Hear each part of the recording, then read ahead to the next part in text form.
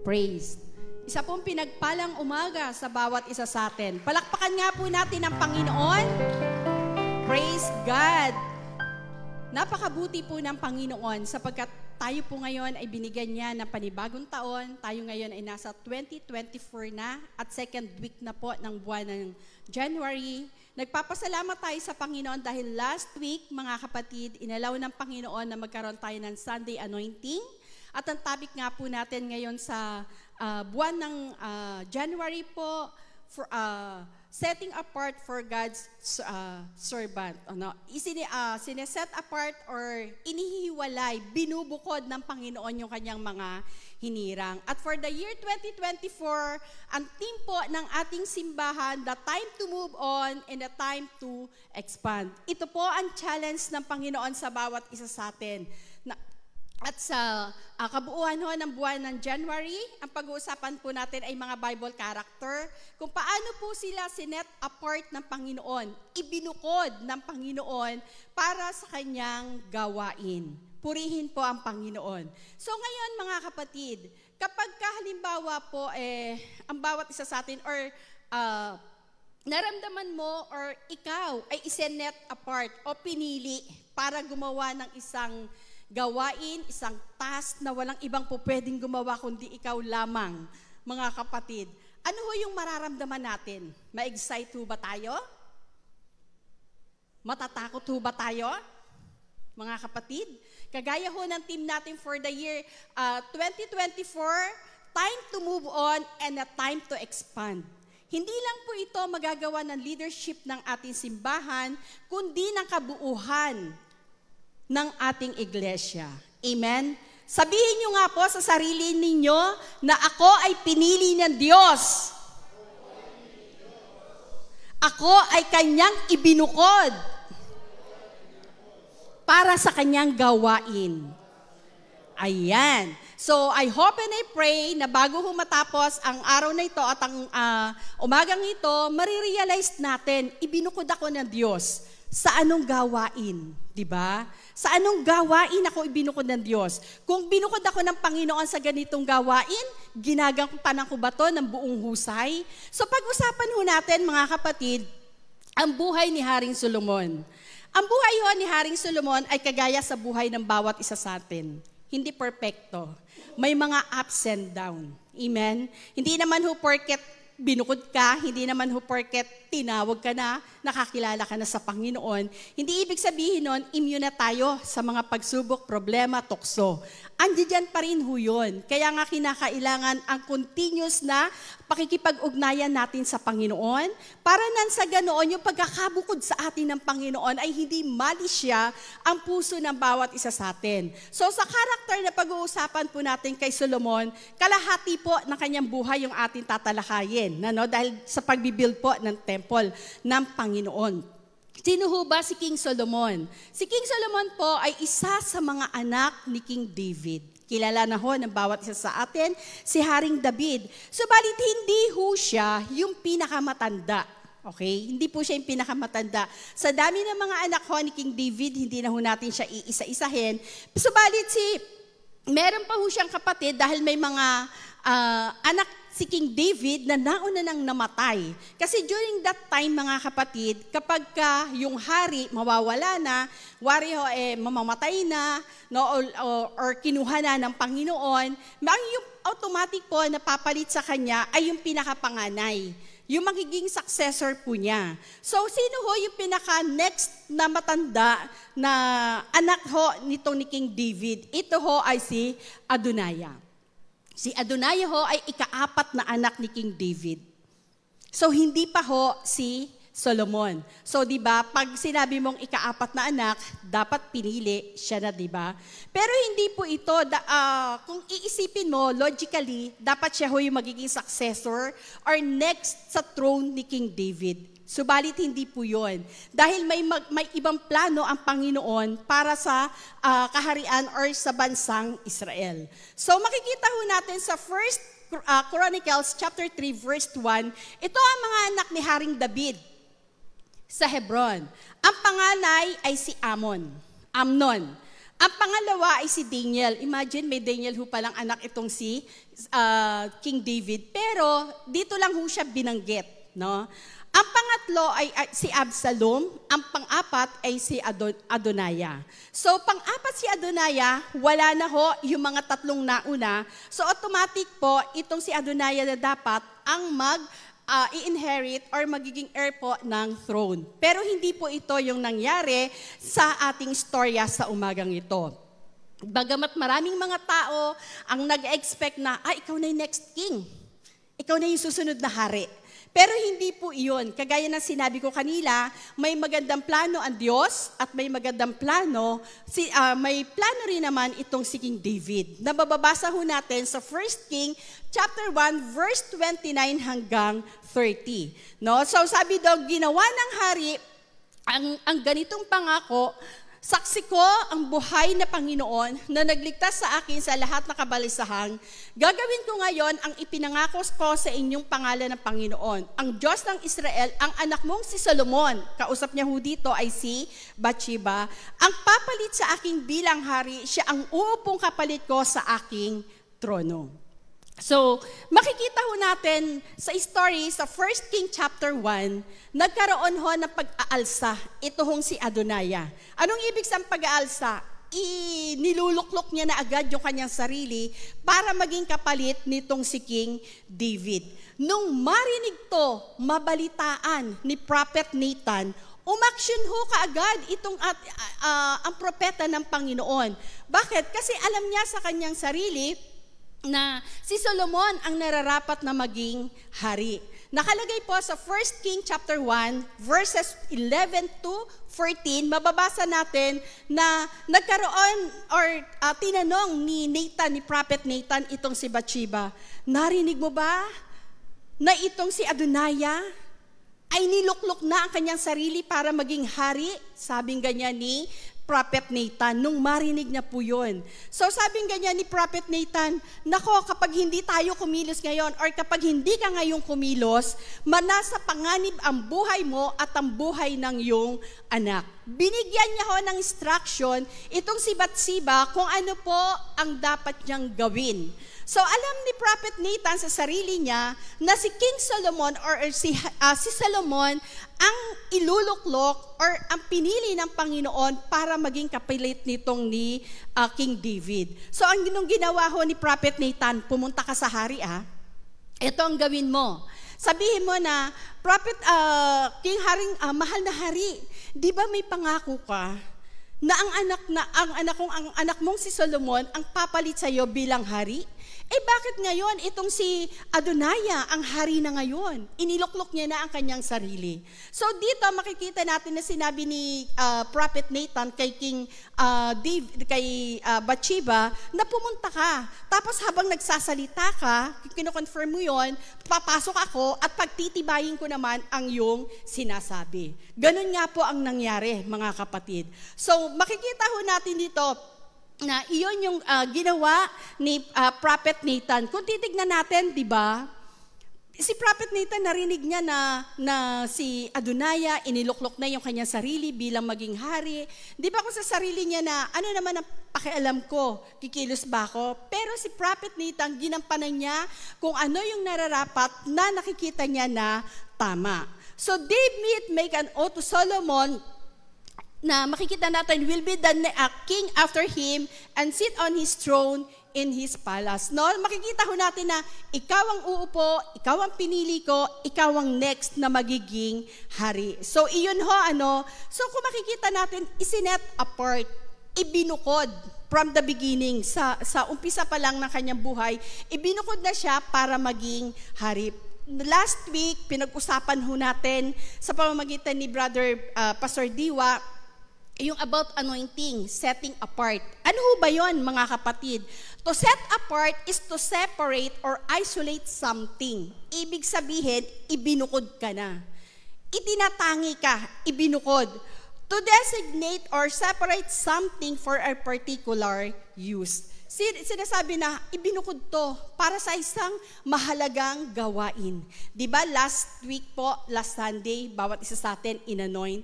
For a special purpose, binukod tayo ng Panginoon para sa kanyang gawain. So pag sinabing set apart or pagbubukod, ganun din po yung ginawa dito sa buhay ni Solomon. Or ganito rin po yung kanyang na-experience. Siguro tatanungin natin, why did God choose to set apart Solomon and not Adoniah? Sasabihin natin, bakit si Haring Solomon o si Solomon yung pinili ng Diyos para maging next king? Bakit hindi si Adoniah, mga kapatid? Ano ba ang mali kay Adoniah?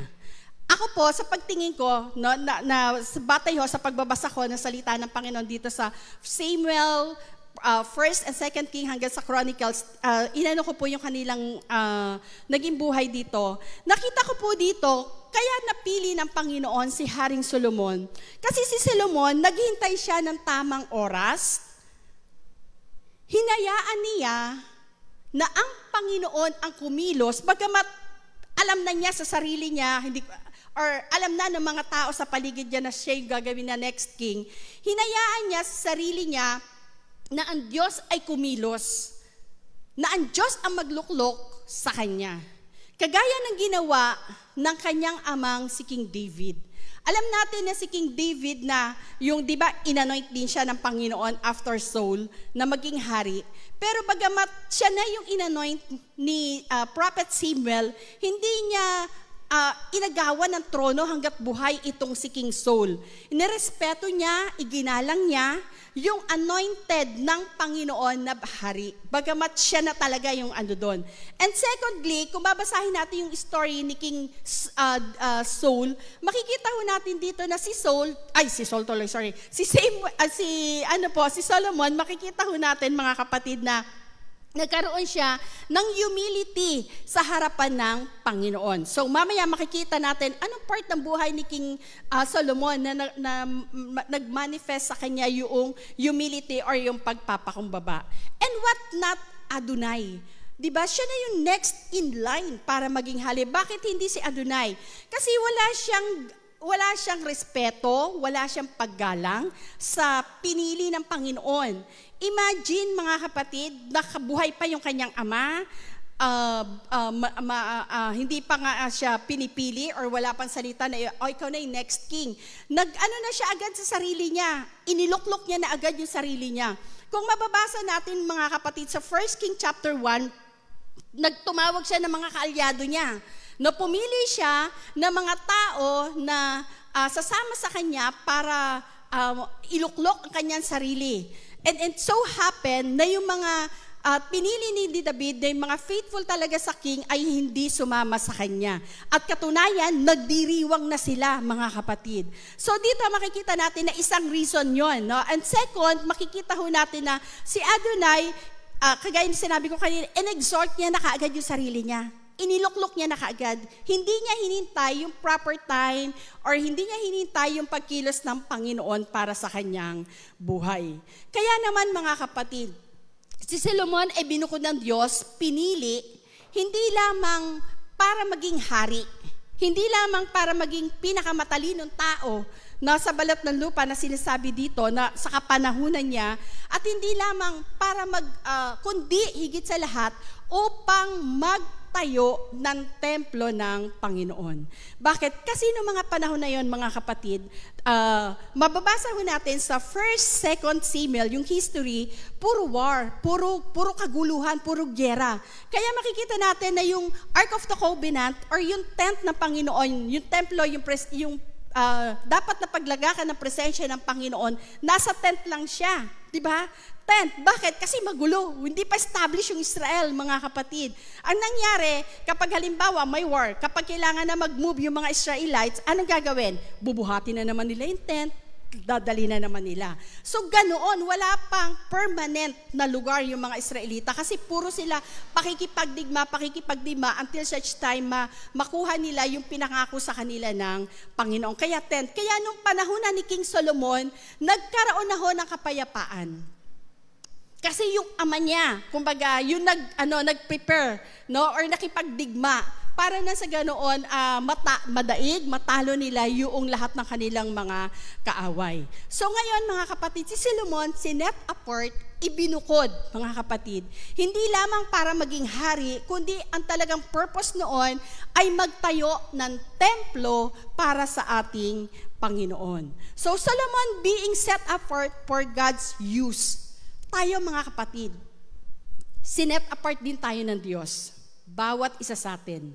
Wala po babae, lalaki, bata, matanda ang nakaupo sa lugar na ito o kahit yung ating mga viewers or mga nanonood sa ating Facebook Live na sinet apart ng Panginoon nang walang heavenly purpose. Sabi ng Panginoon sa book of Matthew, many are called, but few are chosen.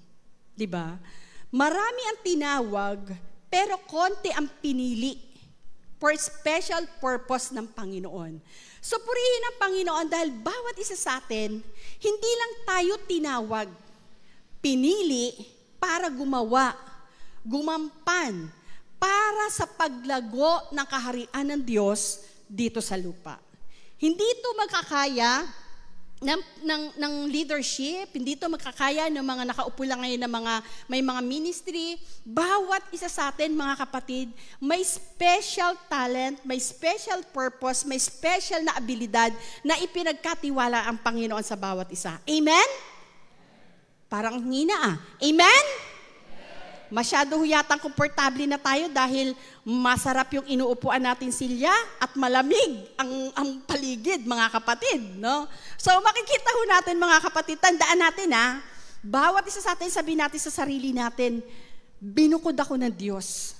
So sa pagkakabukod sa akin ng Panginoon, ano yung gusto niyang ipagawa sa akin? Diba? For the year 2024, Lord, sinet apart mo ko. Hindi mo ako isi-set apart para lang maburo, para lang sa kawalan. Maging Sunday attendees lang ako na papasok dito sa church, tapos uuwi na. Hindi, Lord. Huwag tayong makontento. Lagi natin sasabihin, sinet apart ako ng Panginoon. Ibinukod ako ng Panginoon for heavenly purpose. Yung purpose na yun, Lord, i-reveal mo sa akin. Saan mo ako gustong gamitin, Lord? Para mapalaganap ang iyong mga salita, para maihayag ang iyong mga salita, hindi lamang sa Mandaluyong, kundi sa buong Kalipunan, or sa buong mundo, or sa buong Pilipinas, kung saan man po tayo. Amen? So ngayon, mga kapatid, si Solomon being set apart, una, to be the king of Israel. No, na pinili ni Haring David at hindi lamang si Haring David ang pumili sa kanya, maging ang Panginoon. Sinabi ng Panginoon dito, mga kapatid, sa 1 King chapter 1 verse 32 hanggang 35, sinabi ni Haring David, tawagin si Zadok na saserdote. So, sa pag-a-anoint kay King Saul, kailangan ng saserdote. Solomon sorry. Para maging hari si Solomon, kinakailangan meron saserdote kompleto. No, yung mga saksi niya. Sinabi ni Haring David, tawagin si Zadok na saserdote, si Nathan na propeta at si Binaya na anak ni Joiada. Dumating naman ang mga ipinatawag niya. Kasi nalapag-alaman na ni King David yung ginagawang pag-aaklas nitong si Adonijah na kanyang anak. Para bagang nangyari yung history ni Absalom na nag-akla sa kanyang ama. Parang naulit to. So ngayon, sabing ganyan, ano yung naging action dito? Kung babasahin natin ang 1 King chapter 1, imagining natin dito, mga kapatid, yung divine intervention ng Panginoon. Sinabi sa una na part, sabing ganyan, si David ay matanda na. Pag sinabing matanda na, sinabi doon, hindi niya na mapainit yung kanyang katawan. So, ibig sabihin nun, talagang mahina na siya. Pero nakikita natin dito sa verse 32 hanggang 35, yung divine intervention ng Panginoon that Solomon is set apart to build the temple of God. Amen? Bakit? Sinabi ni Haring David, tawagin si Zadok na isang saserdote, si Nathan na isang propeta at si Binaya na anak ni Jehoiada, dumating naman ang mga ipinatawag. Sinabi ng hari, isama ninyo ang aking mga lingkod, isakay ninyo si Solomon sa aking asnot at dalhin sa Gihon. Pagdating doon, siya ay papahiran ng langis ni na sacerdote Sadok at propeta Nathan. Imagine mga kapatid, kung hindi ito divine intervention ng Panginoon, si David mahina na nakapag-isip pa ng ganito. Nakapagbigay pa siya ng instruction. Hindi ba ang Panginoon na nagpalakas sa kanya? Hindi ba ang Panginoon hindi po pwede naman, di ba, pag matanda na, hindi na kayang kumilos, hindi na nakakapagpainit sa kanyang sarili, di ba may tendency makalimot na? Maglaps na yung kanyang memory? Pero hindi, mga kapatid. Alam ni David kung ano ang instruction na kanyang gagawin. Hindi mali-mali, hindi nag-ulyanin, hindi nagkamali si King David. Specific yung kanyang sinabi. Imagine po, pwede naman niyang iutos na si Sadok lang. O kaya naman si Nathan, dahil narinig niya si Nathan. Pero hindi. Alam niya kung sino. Alam niya kung paano gagawin. Sinabi niya yung instruction, isakay niyo siya sa aking asno. Tapos, pag sinakay siya pag sinakay sa asno ni David, ibig sabihin, eto na yung kahalili ng hari. Di ba? Tapos sabi nga niya ihipan ninyo ang trompeta, gumawa kayo ng pagbubunyi. So, ibig sabihin dito, makikita natin yung divine intervention ng Panginoon na ang Diyos ang kumilos ng mga oras na to.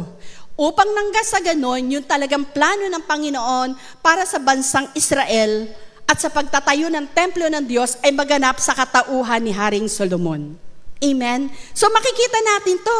At mababasa rin natin sa 1 Chronicles 22, verse 9 and 10, gayon man, magkakaroon ka ng isang anak at mamumuhay sa kapanahunang ng kapahingahan. Kasi during the time of King David, kagaya ng sinabi ko, puro war. Puro pagbububo ng dugo, puro pakikipagdigma. Kailangan pabagsakin, kailangan patayin, kailangan lupigin lahat ni David, lahat ng kaaway ng Israel. Para sila, kapag naando doon na sa promised land, sa lupang pangako ng Panginoon para sa kanila, magkaroon sila ng kapayapaan. Mga kapatid. So sabing ganyan, ng Panginoon, pagkakalooban ko siya ng katahimikan mula sa kanyang mga kaaway at lahat ng dako. Bakit? Kasi inihanda ng lahat ni Haring David para sa kanyang anak. Ang magiging pangalan niya ay Solomon at sa buong panahon ng kanyang pamamahala ay paghahariin ko naman ang kapayapaan at katahimikan sa Israel. Nangyari ho yun sa kalahati ng buhay ni Haring Solomon. Nung si Haring Solomon ay patuloy na sumusunod sa kalooban ng Diyos. Yung tagubili ng kanyang ama, huwag kang liliko huwag kang magre-rebelde sa Panginoon. Kinakailangan ito ang gawin mo, ito ang sundin mo. Noong mga panahon na sumusunod siya sa Panginoon, mga kapatid, pinagtatagumpay siya ng Panginoon. Wala siyang ginagawa na hindi nagtatagumpay, nagkaroon ng kapayapaan ang bansang Israel. Hindi lang yon, mga kapatid, na para maging hari si Haring Solomon ng Israel na pinili ni King David. He loved the Lord, no?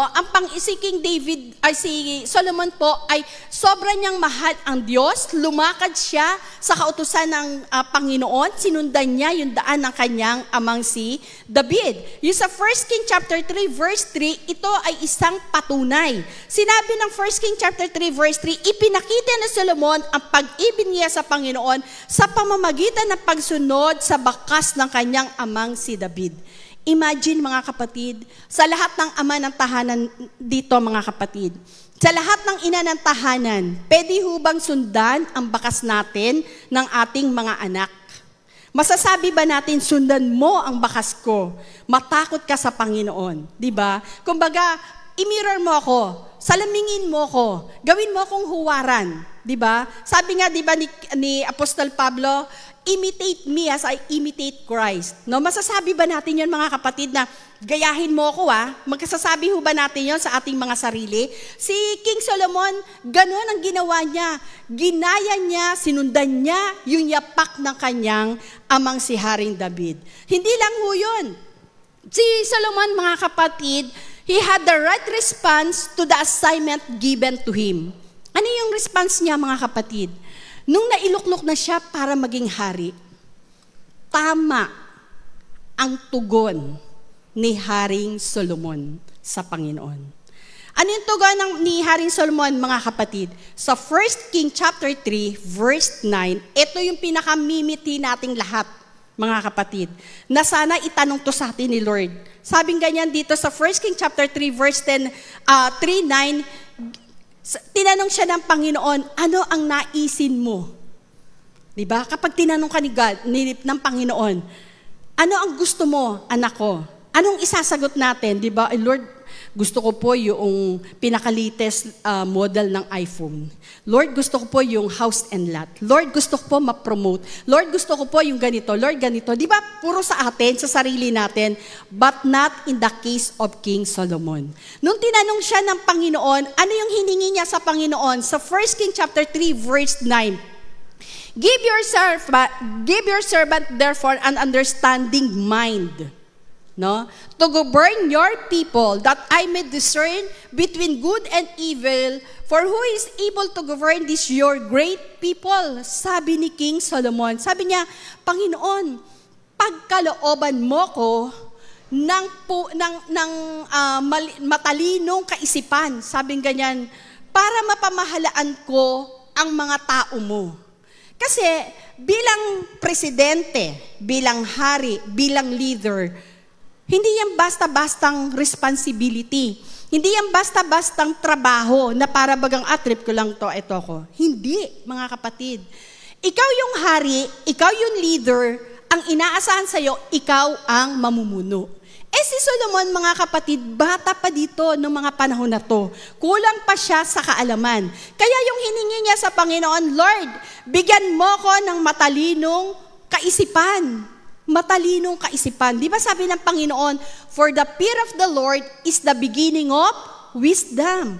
Kapag meron kang takot sa Panginoon, lalabas yung karunungan sa pamumuhay, sa pamumuno, sa lahat ng aspeto ng ating buhay. So, ito yung hiningi ni Haring Solomon, matalinong pagpapasya or matalinong kaisipan para mapamahalaan niya ang mga bayan or ang bayan ng Panginoon. So tayo, mga kapatid, kapag tinanong tayo ng Panginoon, anong gusto mo?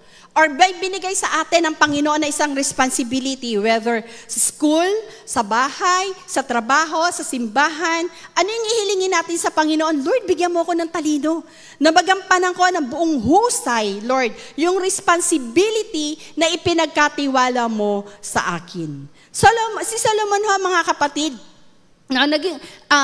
tamang bagay, kaya naman, mga kapatid, nung hiningi yun ni Solomon, sabi ng sumunod ng verses, Solomon asked for the right thing and got more than what he asked for. So hiningi niya katalinuhan lang. Katalinuhan lang ba ang pinagkaloob sa kanya ng Panginoon? Hindi. Kayamanan at katanyagan, mga kapatid. So tayo, kapag inuna natin ng Diyos, inuna lagi natin kung ano yung para sa gawain ng Panginoon. Inuna lagi natin ng Panginoon, hindi ka mawawalan. Bibigyan ka niya ng bonus. Yung bonus na yon, unexpected. Mamamangha ka. We cannot outgive God. Amen? Ang Diyos, kapag inuna mo, binigyan mo siya ng oras, hindi mo ipinagkait, kulang ang oras ko sa akin eh. Umuwi ako, tumatrabaho ko, malis ako sa bahay, 5 o'clock, uuwi ako 9 o'clock, wala na akong oras. No? Sabado na lang at linggo ang oras ko para sa sarili ko, bibigay ko pa ba to? Mga kapatid, kapag inuna natin ng Diyos, like Solomon, nung tinanong siya ng Panginoon, ano ang nais mo? Di ba pwede niyang hilingin na mahabang buhay, kagwapuhan, katanyagan, makilala ako sa buong mundo? Hindi yun ang hiningi niya.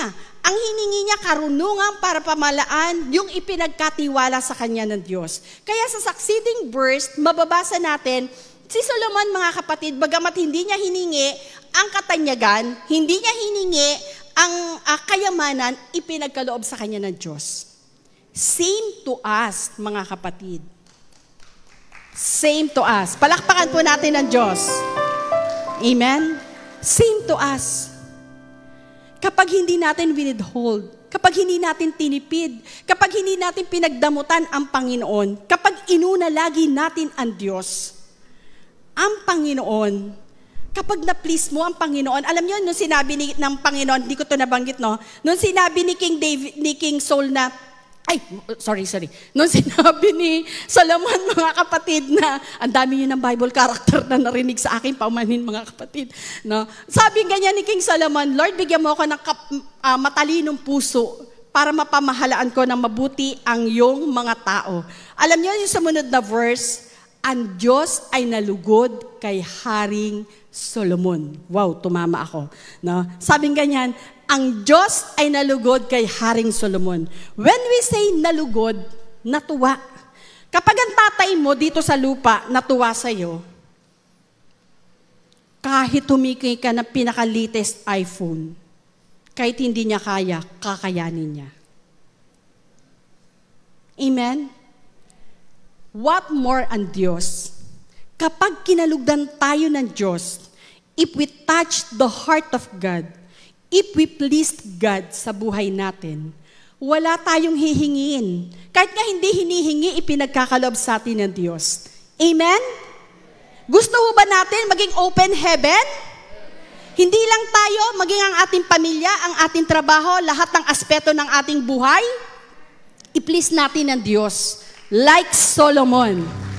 Amen, mga kapatid?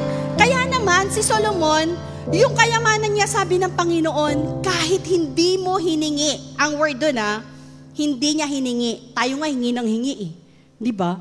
Pag nga nagpipray kayo, kanino po nakafocus? Nakafocus po ba sa bansa? Sa simbahan? Sa finances ng simbahan natin para mapunuan at matapos na natin to? Di ba laging sa sarili natin? Tapos kapag malapit na maubos yung, ay napahaba na yata yung prayer ko para sa sarili ko sa kamag-anak ko teka nga't ilabas ko naman ng kaunti. Di ba? Si Solomon, mga kapatid, sinabi dito ng Panginoon, kahit hindi mo hiningi, ipagkakaloob ko sa iyo. Same to us, mga kapatid. If we please God, kahit hindi natin hinihingi, ipagkakaloob niya yan. Sometimes, kahit hindi mo kailangan, ibibigay niya yan para marami tayong mga surplus na sobra to bless the church, to bless the body of Christ, to bless yung mga taong nasa paligid natin. Amen? Si Solomon, sabi ng salita ng Panginoon, napapansin ko mga kapatid, pagka-blessing, double-double ang palakpak niya. Sabing ganyan mga kapatid ng Panginoon, dito, kay King Solomon, kahit hindi mo hiningi, ibibigay ko sa iyo. Kahit hindi mo hinihingi, ibibigay ko sa iyo. Kaya alam niyo nangyari, di ba kay King Solomon, sa mga hindi pa nakakabasa nito, basahin niyo kaya, ang ganda. Alam niyo mga kapatid, sabi ng Panginoon, walang makapapantay sa kanyang karunungan nung kapanahunan niya. Walang makapapantay sa kanyang kayamanan. Ganun. Di ba? Napakaganda na walang makakapantay sa kagwapuhan niyo. Walang makakapantay sa inyong kagandahan. Walang makakapantay sa katalinuhan niyo. Why? Kasi napliskan mo ang Panginoon. Nahipo mo ang puso ng Panginoon. Amen? Iyon yung naisin ng Panginoon. So, si Solomon ay sinet apart ng Panginoon para una maging hari. And secondly, ito yung binanggit ko kanina, para upang maging pinakamatalinong tao sa balat ng lupa.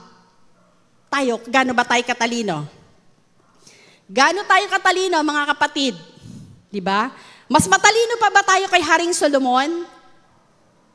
Diba? Si Haring Solomon, hindi niya ipinagkait yung oras niya, talento, ability, lahat-lahat sa kanya sa Panginoon. So therefore, tayo ganun din. Hindi rin natin yung lahat ng yon ipagkakait sa ating Panginoon. Amen? So sinabi nga yung kanina ng Panginoon, yung binanggit ko, sa verse 1 King chapter 3, verses 13. So hindi mo yan, hindi lang karunungang ipagkakaloob ko, maging kayamanan. So bakit kinakailangan maging hari muna si Solomon, tapos bigyan siya ng labis na karunungan at kayamanan ng Panginoon bago siya mag-build ng temple? Bakit ganun? Inuna ng Panginoon, di ba pwede naman i-build na muna niya bago siya maging hari? Kasi kapag nakaposisyon ka, magagawa mo kung ano gusto mo. Di ba? Kapag nakaposisyon ka, mas may power ka. Meron kang authority to command. Di ho ba mga kapatid? Kaya naman si Solomon, naging hari, nagkaroon ng kapayapaan sa bansang Israel Then, binigyan siya ng labis na katarinuhan ng Panginoon at saka siya magbibuild ngayon ng templo ng Panginoon. Kung babasahin ho natin ng 1 King, hanggang sa succeeding mga kapatid, then 1 Chronicles, hanggang sa succeeding ulit mga kapatid ng Chronicles, magkakaugma ho yan mga yan no? Pati yung Samuel, makikita ho natin na ipinrepair lahat ni King David yung kakailanganin sa tatayo ng templo ng Panginoon. At si King Solomon mga kapatid, hindi gumamit ng basta-bastang materyales. The best of the best ang ginagamit, mga kapatid. Ganon din dito sa templo natin, mga kapatid. Sa temple ng Panginoon. Itong sanctuary ng Panginoon dito sa atin, mga kapatid. Yes, mga kapatid, hindi patapos. Subalit sa tulong at biyaya ng Panginoon, patapos na tayo. Pero makikita ho natin lahat nang inilalagay natin dito, hindi siya yung teka-teka or basta-basta na isang bukas mo ng pinto, babagsakan ka kaagad dahil sira na, ilang panahon pa lang. Hindi po. Ang pinipili natin, lahat ng inilalagay dito as much as possible, to God be the glory, sa Panginoon ng papuri, sa provisions ng Panginoon, the best for God's greater glory. Amen? Sapagkat ang Panginoon ay walang nararapat lamang sa Kanya na i-offer, kundi yung pinaka-the best. Amen? Iyan pa lang ho yan, mga kapatid. Pag natapos to, baka akalain nyo nasa 5-star hotel kayo. Itong simbahan natin na to. Baka hindi na kayo umuwi, magstay na lang kayo dito. To God be the glory po. Ay, masarap pala dito manalangin, dito lang ako magstay. No, sasabihin nyo po. So, purihin ang Panginoon. Same to King Solomon, mga kapatid. Hindi lamang siya tinawag ng Panginoon o sinet aside ng Panginoon para maging hari ng Israel, sumunod sa kanyang ama, hindi lamang upang maging matalino, but importantly mga kapatid, to build the temple of God. So, bakit hindi yung tatay niya yung nag-build ng temple ng Panginoon? No, bakit hindi? Pinrepara niya na naman. Si King David po, nag-offer siya. Dinisay ng kanyang puso na makapagtayo. Ako po nagpupurit, nagpapasalamat, commercial po muna, isang testimony sa Panginoon.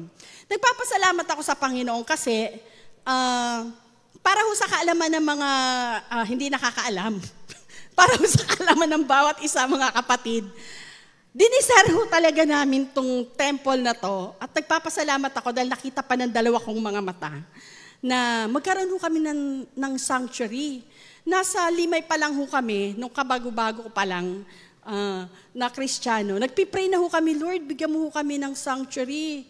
Lord, alam niyo ba, nagkaroon ho kami nung uso nun yung mga box per box. No, 1,000 pa lang nun kasi mababa pa yung, mahal pa yung, mataas pa yung value nun ng pera na 1,000 pa lang. No, tapos nagpe-pledge po kami, pledge. Para matayo ho yung, kwento ko lang ho ng bahagya, no? Yung sanctuary. Tapos, ako po, si Pastor Shirley at Sister Apple, pumupunta kami doon, nagpipray ho kami. Kaya ho na-build yung aming relationship, no? Dahil sa pagpipray, pupunta kami ni Pastor Shirley sa bahay nila, tapos nagpipray kami, no, para sa sanctuary na to. Yung mga kapanahonan ho na kasabayan namin, sa pagpipray ho dito, na mga dinidesire din na magkaroon tayo na sariling sanctuary, nangamatay na, nauna na, no? Na kinuha na ni Lord. Pero mga bata pa ho sila. Purihin ang Panginoon kasi nagpapasalamat kami sa Panginoon.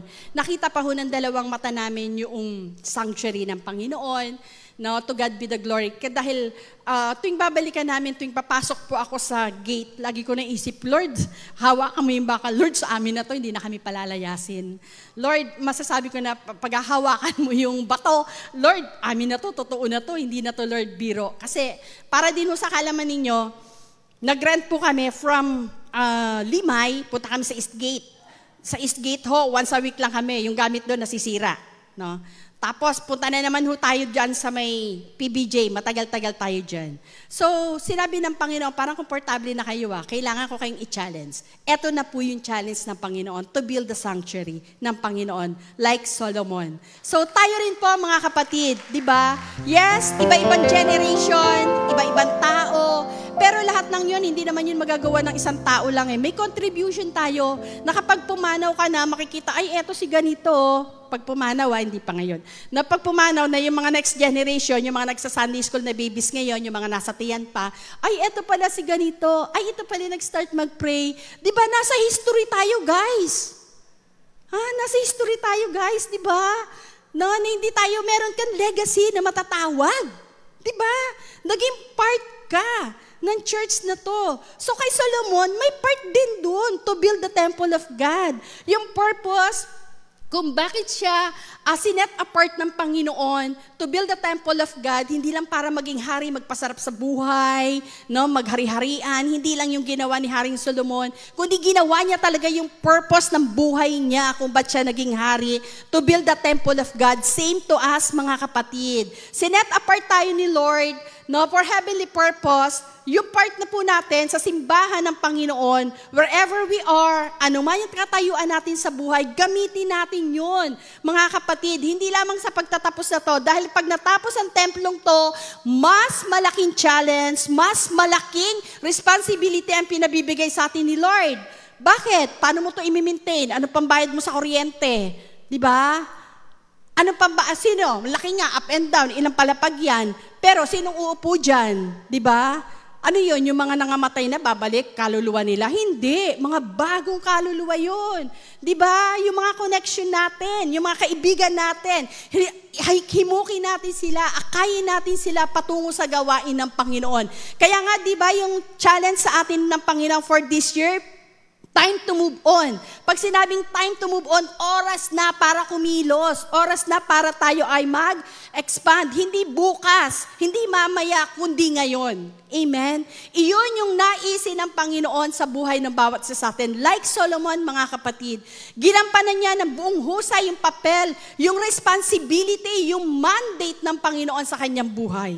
Masasabi sa kanya ng Diyos, well done, good and faithful servant. Tayo, mga kapatid, bawat isa sa atin. Remember, Sister Peli, kakakain na ng lugaw, kinuha na ni Lord. Wow! Diba?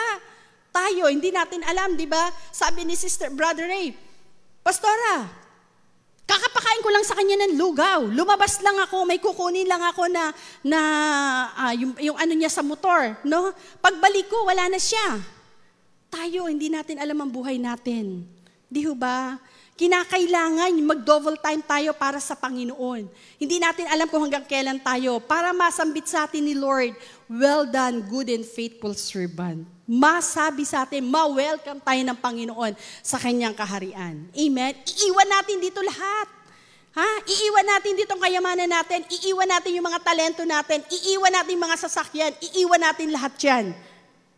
Dadamitan ka nga kapag namatay ka, hindi mo alam kung anong itsura. Kahit ayaw mo yung close neck, ilalagay sa'yo ng kamag-anak mo, close neck. Di ba? Ayaw mo ng ganito, yun ang ilalagay sa'yo. Wala ka na magagawa. Kaya sabi ng Panginoon, gawin natin ang buong husay. Like Solomon, mga kapatid. Nung ibinild niya po yung temple, kung babasahin natin ang salita ng Panginoon, pinakamagaganda, pinakamahuhusay, mga kapatid. Ang ipinagkaloob or ipinagamit dito ni King Solomon, noong ibinibuild niya po yung temple, at yung mga taong gumawa, hindi basta-basta, very talented. Mga talented po lahat ng mga yon. Amen? At the same time, mga kapatid, hindi lamang yung fulfillment of God's promise to David. Pinangako na yon ng Panginoon kay Haring David. Sa 2 Samuel chapter 7, kung babasahin natin yon, hindi mawawala ang uupo sa trono sa lahi mo. At siya rin magbibuild ng temple para sa iyo, sabi ng Panginoon. So ngayon, mga kapatid, ano ang challenge sa bawat isa sa atin ng Panginoon sa umagang ito? Ano ang hamon na binibigay sa atin ng Panginoon? Una, God set us apart and not us setting ourselves apart. Amen. Solomon set apart by God to be the king and build the temple. So tayo, ibinugod tayo ng Panginoon, kagaya ng sinabi ko sa kanya, for heavenly purpose. Tanungin natin ang ating sarili. Lord, ibinukod mo ko, pinili mo ko, ano ang gusto mong gawin ko sa iyo para sa taong ito sa gawain mo? Naalala ko po yung isang kaibigan namin. Kada taon may prayer siya sa Lord. Sabi niya ganyan, Lord, gamitin mo ko kung saan mo ko kailangan. Naku po, buong taon, hindi siya tinantanan ni Lord. Lagi siyang ginagamit. Sabi nga, delikado pala kapag nag-wish ka sa Panginoon, humingi ka ng panalangin sa Lord. Diba?